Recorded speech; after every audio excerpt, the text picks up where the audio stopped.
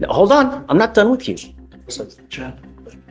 I'm also ordering you now not to consume alcohol, illegal drugs, and I'm going to put a monitor on your ankle so I know that you're not consuming. If I find that you're now a further danger to my community, I'm going to go nuts on your bond. Do you understand? So Mr. Shriver's on bond for a harassment case. He's now picked up a new case. Hold up, did you catch that? While already out on bond for a harassment case, Mr. Shriver allegedly adds assault of a family member to his rap sheet. Folks, in legal land, that's called compounding your problems, and judges don't take kindly to it. Yes, sir. You now stand charged with the offense of assault of a family member. You are facing up to a year in jail and or a $4,000 fine. We're going to do probable cause. You have the right to remain silent. Anything you say can or will be used against you. You have the right to have an attorney present. If you cannot afford one will be appointed to you, sir. On January 31st, 2025 in Harris County, Texas, officers responded to a family disturbance call. Upon arrival, officer met with the complaining witness, stated that she and the defendant are married. Complaining witness stated that the defendant had arrived home drunk and that she hid alcohol from him, leading to an argument. The complaining witness stated that the defendant then grabbed her by her hair and pulled, causing pain. Is this the same complaining witness in the harassment case? Wait, two separate victims? One's a neighbor and the other is his wife? That's not just bad luck, that's a pattern.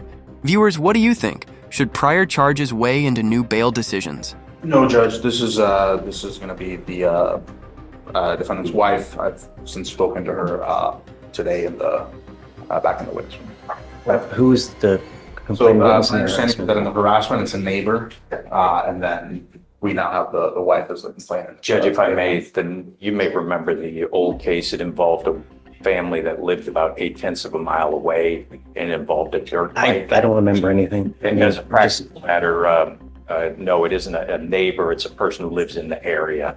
They don't, live next to each other. After this incident happened with the harassment case and his wife is here in court, Mr. Shriver's now enrolled to go to a facility called Mallard Lake. It's a rehabilitation facility that addresses alcohol problems. He's going to be enrolling on Sunday. And they've sent the enrollment paperwork to my office yesterday. We are hoping that we can reset these cases to allow him to attend that. That is an inpatient program. We don't know how long he will be there, but I would anticipate it's going to be not less than 14 days. But of course, it's one of those things they'll judge his success as he goes. I am all for it. And there it is. The bond is revoked. Judge isn't buying the rehab Hail Mary while new charges are on the table. If you're on bond, the number one rule is don't get arrested again. This isn't Monopoly. There's no get out of jail free card. But you picked up a new case while you're on bond. I'm not going to let you go. I'm not going to give you any preferential treatment. You have to abide by all the rules, regulations as well. And when you pick up a new case, there are consequences. You're old enough to know that. When you have actions, you take the wrong action. There are no mistakes in life. There are actions. And when you take the wrong actions, there's serious consequences. I'm now revoking your bond on the harassment case. You're staying with me. Now, hold on. I'm not done with you. I'm also ordering you now not to consume alcohol, illegal drugs, and I'm going to put a monitor on your ankle so I know that you're not consuming.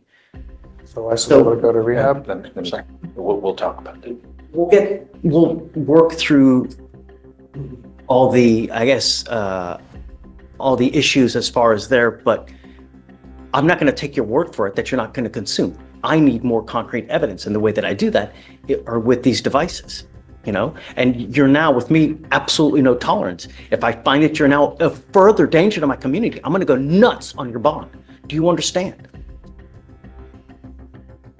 So what does wife want? Does she want to continue to have contact with him? She is here to ask that the court modify the conditions of the magistrate order for emergency protection. Since this incident happened, Mr. Shriver's been living in a hotel.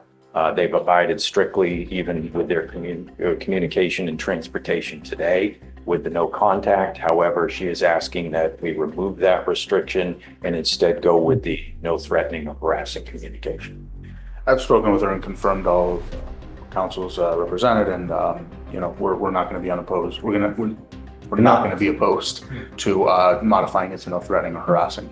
So you have an order for protection that's been put in place by the magistrate. I'm leaving everything in that order intact except for one thing. Well, I guess two. Does the MOAP also say no contact as well? It says no contact and don't go to their. Got it. Okay, so I'm going to modify two things. The first thing I'm going to do is I will take off the residential restriction. Number two, I'm ordering you not to have any threatening or harassing contact with the complaining witness in this case.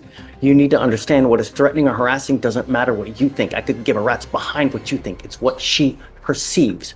Let's talk perception versus intent. The judge just laid it out.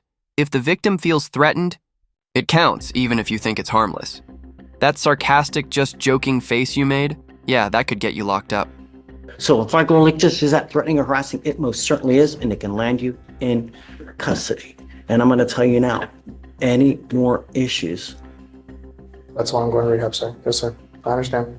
you know, there are people in life when they drink, they're very happy, they're the life of the party. That way. Yeah, and then there are people who develop horns when they start drinking. If this is you, there's one easy solution.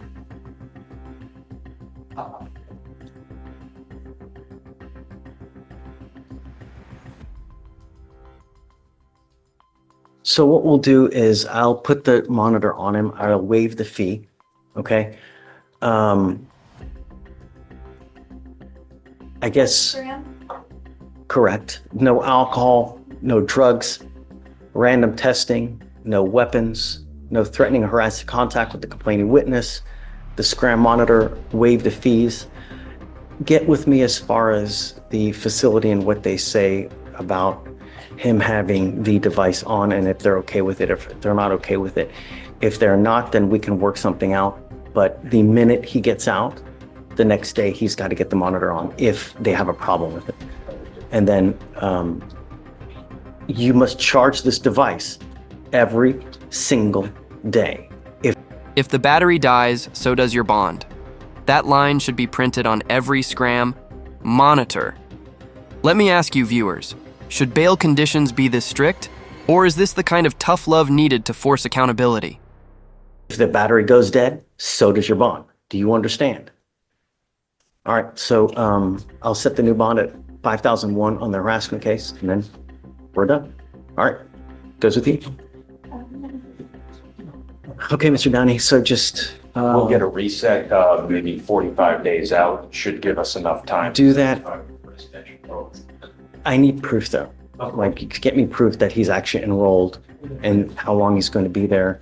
On the harassment case, he's going to make bond. They'll give you a 7-day setting on that afterwards.